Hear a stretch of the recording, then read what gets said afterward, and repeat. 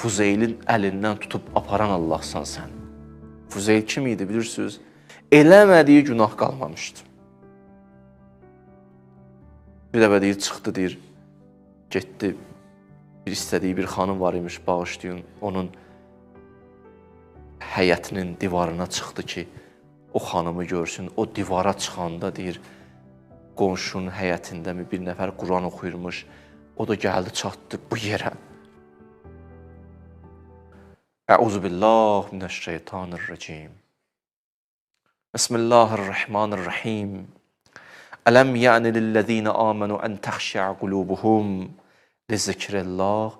Görəsən vaxtı çatmadı ki, tövbə eləyəsiniz.